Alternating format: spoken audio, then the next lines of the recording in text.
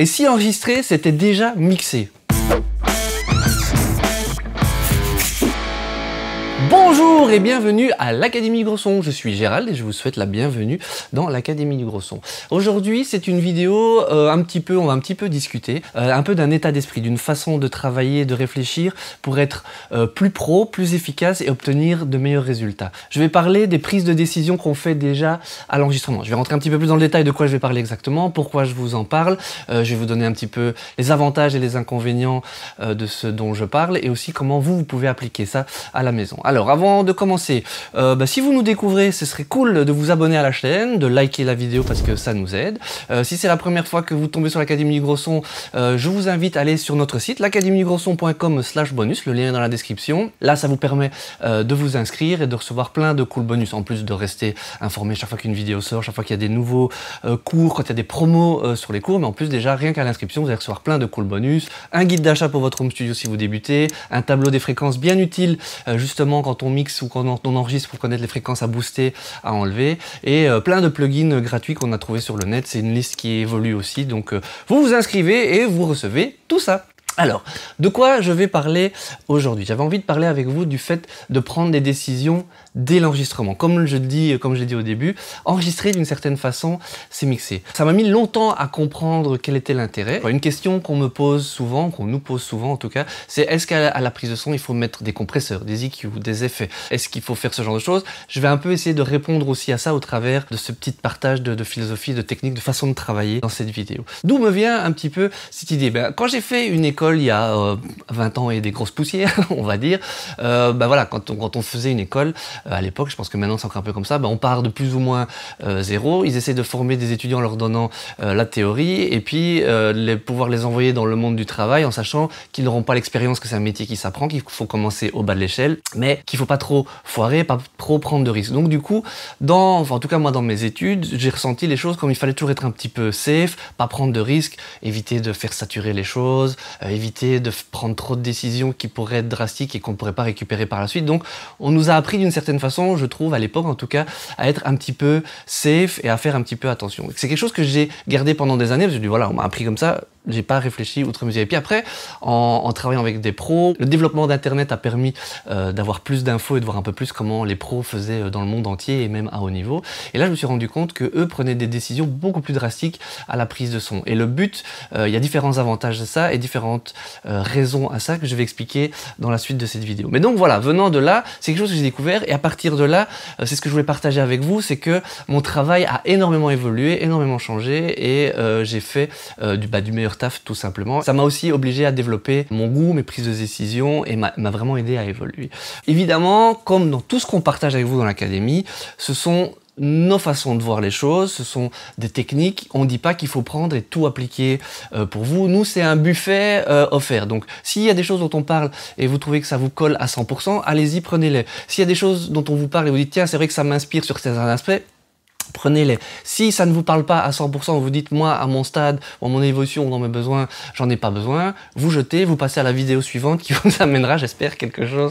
En tout cas, voilà, ça, c'est dit. Donc, ce dont je vais vous parler, en fait, c'est qu'à l'enregistrement, on peut déjà prendre des décisions. C'est-à-dire qu'on peut dire un son doit être comme ça, une partie d'un morceau doit être comme ça parce que ça va sonner, je vais mettre des EQ, je vais compresser parce que je sais que c'est déjà le son que je veux. On pourrait se dire, mais oui, mais on pourrait très bien le faire plus tard, mais il y a différentes raisons pour lesquelles c'est mieux de le faire tout de suite et je vais vous expliquer pourquoi. Alors d'abord, la première raison, c'est qu'à la prise de son, vous allez peut-être avoir accès à des outils que vous n'aurez peut-être plus au mix. Par exemple, si vous avez des préamplis comme moi ici, vous avez tout le rack de matos ou la table de mix. Actuellement, quand je passe à la phase de mix, je préfère rester entièrement, comme on dit, in the box, donc mixer entièrement dans l'ordinateur. Je ne repasse plus par tout ce matériel, ce que je pourrais faire, mais ça cadre pas avec ma façon de travailler actuelle pour plein de raisons, c'est presque un autre sujet de vidéo. Mais du coup, à la prise de son, tous ces outils que j'ai choisis, que j'ai ici dans mon studio, ainsi que mes micros, que ma pièce, sont des choses que je veux avoir déjà comme couleur à l'enregistrement. Donc si j'ai une chouette table de mixage ou un chouette préampli, c'est le moment de le faire un petit peu saturer, lui donner la couleur qui plaît. Donc pas hésiter à rentrer dedans si ça donne quelque chose au son que je veux avoir, ou utiliser les EQ de ma table parce que j'aime ces EQ. Si je le mets pas maintenant, après c'est foutu. dessus. Ça, c'est une première raison. Après, vous allez me dire, oui, mais moi, j'ai pas tout un studio à la maison. On va en parler après. Le deuxième vrai avantage de faire comme ça, de prendre des décisions directement beaucoup plus drastiques à la prise de son, c'est qu'on a vraiment une idée de vers où on va. Enfin, c'est comme si vous saviez où vous voulez aller. Dans votre GPS, vous mettez la destination et il y a plein de chemins possibles. Mais il y en a qui vont être compliqués, qui vous allez peut-être même vous perdre en cours de route, même avec le GPS, ou vous allez vous démotiver parce que ces chemins sont impraticables, compliqués. Autant en prendre le chemin le plus sûr et qui va vous amener directement plus vite au résultat final. Ça donne directement une idée. Donc c'est plus motivant pour tout le monde. Ça, c'est quelque chose que moi j'ai constaté plus parce que comme je travaille beaucoup avec des artistes et des groupes, si directement je fais un son de batterie énorme qui ressemble déjà au son qu'il y aura sur l'album, ben, quand tout le monde va l'écouter, on va voir le sourire apparaître chez tout le monde va être beaucoup plus motivé et on va vraiment voir vers où on va. Si on se dit, j'hésite un petit peu entre ce son de Qu'est-ce clair là, ce micro là, gardons les deux, ou entre ces deux prises de guitare, gardons, on verra au mix. Ça, c'est une phrase que j'essaye de supprimer, que je trouve qu'on ne devrait pas trop dire. C'est on verra au mix. Dans certains cas, je suis d'accord, mais la plupart du temps, je pense que si on veut aller vers quelque chose de pro, de définitif, il faut avancer. Comme on dit, faire un choix, c'est avancer. Il y a toujours la peur de dire on fait le mauvais choix. On fait jamais le mauvais choix. Si vous allez vers quelque chose qui vous plaît, si vous vous faites confiance, d'office vous avancerez. Un petit truc que je vous donne aussi par rapport à ça, qui m'a moi aidé un petit peu à me détacher du fait de vouloir toujours garder trop d'options. En fait, c'est un peu ça le souci. C'est que je me suis rendu compte que pour finir d'avoir passé 2 heures sur un son qui est un petit peu plus comme ceci, cela, avoir laissé les deux, quand on arrive au mix, ça change pas la face du monde. C'est pas parce que tout d'un coup on avait une guitare optionnelle avec un micro qui était mis sur plus grave que sur l'aigu que tout d'un coup on a vendu 100 000 albums en plus. C'est pas vrai. Donc on peut un petit peu se détacher de ça en disant si j'ai fait un choix qui sonne, ça fonctionnera d'une façon ou d'une autre, donc faut pas trop me tracasser. Laisser trop d'options par la suite, ça va plus m'embrouiller et me faire perdre le recul qu'autre chose. Donc ça, c'est la deuxième raison, c'est qu'on voit vers où on va directement dès le départ, c'est beaucoup plus motivant et c'est plus facile aussi d'imbriquer les éléments les uns dans les autres. Si on laisse un son de batterie qui est trop brut et trop baveux et pas défini et pas assez punchy, ben quand on va faire les autres instruments, ça va être difficile de trouver un son. On va peut-être faire un son qui va être plus soft, puisque la batterie n'a pas encore la pêche qu'elle doit, on va peut-être pas oser booster, et donc du coup on va se retrouver un truc en définitive qui est mou, là où on aurait voulu de la pêche par exemple. Ça permet aussi de voir directement si ça marche artistiquement, si d'un point de vue musical et au point de vue de l'émotion, on a quelque chose qui fonctionne. Si on se dit, ouais, on ressent pas trop le côté triste ou lent, mais quand on mettra de la reverb ou du delay au mix, on verra si ça marche. Non, faites-le maintenant, voyez si ça marche. Si ça marche pas, c'est qu'il faut retravailler ailleurs. Après, ce sera trop tard de toute façon. Une autre raison aussi pourquoi j'ai pris des choix plus drastiques au fur et à mesure de ma carrière, bah, c'est que maintenant, en 2023, au moment de tourner cette vidéo, on peut travailler avec n'importe qui dans le monde entier. C'est-à-dire que moi, je vais peut-être participer à une partie du projet et puis après, ça va finir dans les mains d'autres personnes. Ou ça a été dans les mains d'autres personnes, ça arrive chez moi et ainsi de suite. Donc, la personne qui va travailler à la pré, ce que moi j'aurais fait si j'enregistrais par exemple que j'envoie ça à un mixeur, bah, je trouve que c'est logique que je lui envoie la matière possible que moi je peux donner. Donc si tout est déjà travaillé et déjà sculpté, la personne déjà va être contente de recevoir quelque chose qui est bien fait et qui sonne déjà de base. Et si vous me dites, oui mais si tu as déjà tout fait à 100% et que c'est déjà mixé, que la personne ouvre les curseurs et qu'il n'y a presque plus rien à faire, pourquoi est-ce que je paye un mixeur? Bah en fait, moi j'aurais poussé à fond, c'est à son tour maintenant de pousser à fond. Si moi j'ai pu pousser moi à 100% par rapport au résultat final, bah lui a qu'à le pousser à 150% ou 200% en fonction de ce que lui peut amener. Quitte à ce que lui dépasse... qu'on se dépasse et qu'on se challenge, toujours dans le but d'obtenir un meilleur résultat et de mieux servir l'artiste et le résultat final. Pareil, si vous enregistrez chez vous-même et que vous envoyez un mixeur, ben envoyez-lui quelque chose qui est déjà le plus poussé, vous avez déjà pris des choix ou qui sonne déjà, lui laissez pas des options, parce qu'à ce moment-là, c'est plus du mix, c'est de la production, et peut-être que lui va peut-être juste mixer et va partir de quelque chose qui est plus bas et donc va l'amener plus haut, mais peut-être que si vous lui aviez donné quelque chose qui était déjà plus haut, il pourrait l'amener encore plus haut. Quelque part, dès le début, et beaucoup d'ingé son pro pensent comme ça, dès le début, on vise déjà le son de l'album. Si dès la première prise de son, ça sonne comme l'album, ça ne peut aller que de mieux en mieux. Évidemment, le petit truc, c'est qu'il faut développer son goût et savoir où on va.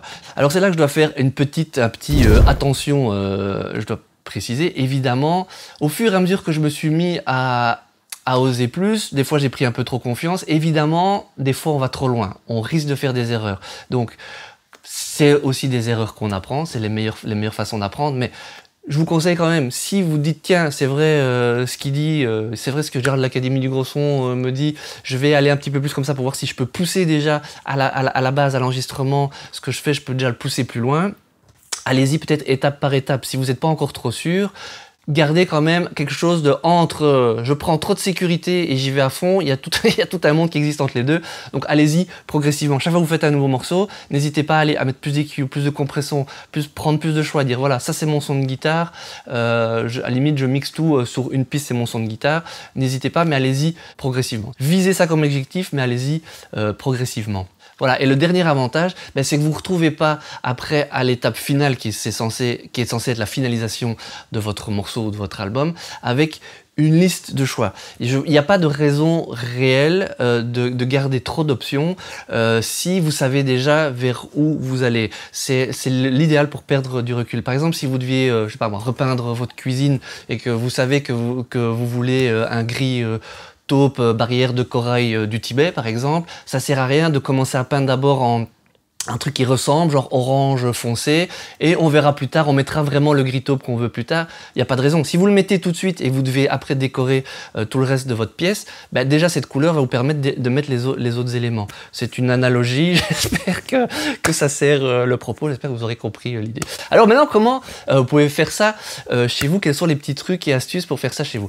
La première chose que vous pouvez faire, c'est déjà au mix. Si vous n'avez pas accès à du hardware pour à la prise de son mettre des EQ externes, que vous avez juste votre carte son et des plugins, vous pouvez très bien ouvrir des plugins sur votre piste, par exemple une table de mixage, un channel strip complet, donc vous avez EQ sur toute votre table de mix, et déjà à la prise de son. Alors d'abord vous essayez d'avoir quelque chose qui sonne le mieux. Attention, il y a toujours ce risque de dire je mets mon micro ou je sors un son d'une banque de sons et je commence à le bidouiller avec des EQ. Si vous savez d'abord choisir le bon son ou faire déjà la bonne prise de son, d'abord il faut un truc propre et quelque chose prêt à travailler. Mais il n'y a jamais rien qui est 100%, qui n'a pas besoin d'un petit EQ, il faut enlever un petit peu. Donc voilà, vous pouvez très bien à la prise de son mettre ce plugin ou ces différents plugins et pour vous donner déjà une idée de comment ça sonne si on commence à le mixer, et au fur et à mesure ça va vous aider à imbriquer tous les éléments. C'est même quelque chose que vous pouvez considérer comme votre son, et à la fin, avant de mixer, si c'est vous qui mixez, vous pouvez soit laisser ce plugin et ne plus y toucher, dire c'est la prise de son, ou carrément consolider votre audio avec ce plugin et puis virer les plugins, et donc ça devient votre son de départ,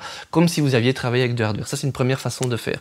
Une autre façon, comme je disais juste avant, c'est faut pas hésiter, si vous avez un choix entre plusieurs micros, c'est de prendre le temps de voir celui qui donne la meilleure couleur à la prise de son que vous voulez faire, que ce soit une voix, une guitare acoustique, n'importe quoi.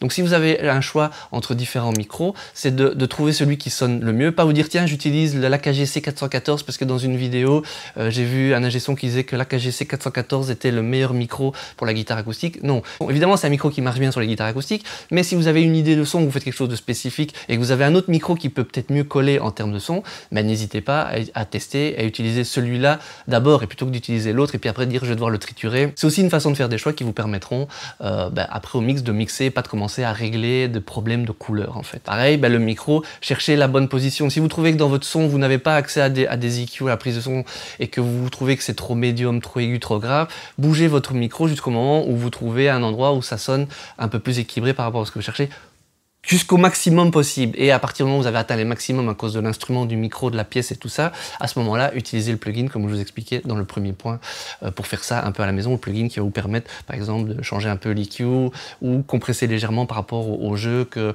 l'artiste ou vous-même avez du mal peut-être à contrôler dans la dynamique. Si vous utilisez un ampli guitare, par exemple, là déjà vous avez des EQ. Donc si vous avez un réglage qui fonctionne bien, c'est votre réglage de live, je veux dire.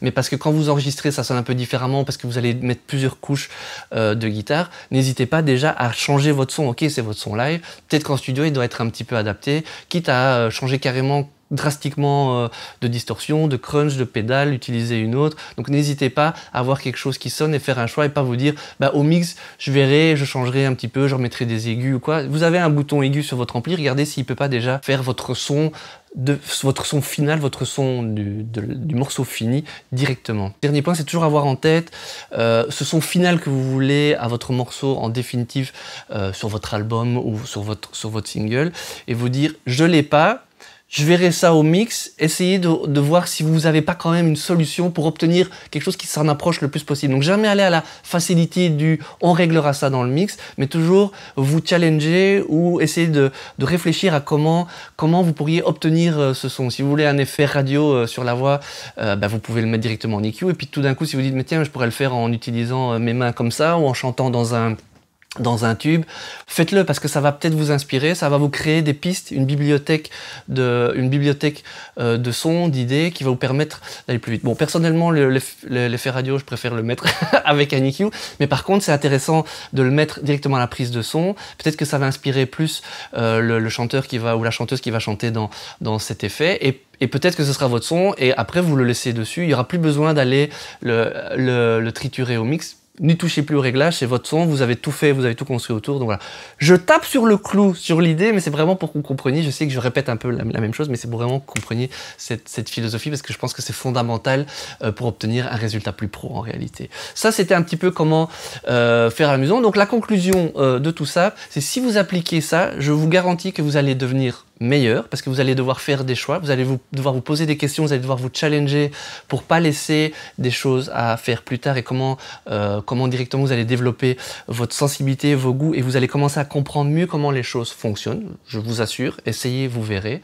Ça va aussi vous permettre d'obtenir un meilleur résultat, parce que le fait de dès le départ faire le meilleur fait qu'à la fin vous ne pouvez avoir que le meilleur. Et je vous dis franchement, à part vraiment des cas très spécifiques, vous pouvez pas foirer, et vous pouvez pas vous supprimer des options qui auraient été importantes au mix. Dans le pire des cas, vous refaites, mais à force de vous entraîner, vous allez obtenir un level qui va vous faire directement gagner du temps, et aussi vous n'allez pas perdre le recul. Les options, c'est réfléchir, choisir, écouter, et on perd le recul. Faites ça dès le départ, prenez le choix et avancez. Ça marche aussi pour les effets, les EQ. On avait fait une vidéo sur faut-il enregistrer avec les effets ou pas. Vous pouvez aller voir cette vidéo, c'est un peu aussi dans le sujet, mais voilà. Parce qu'on me pose souvent la question, est-ce que tu mets des EQ et des compressions à la prise de son? Oui, j'aimerais bien avoir encore plus de matos pour le faire. Limite, j'aimerais que le son soit déjà presque mixé.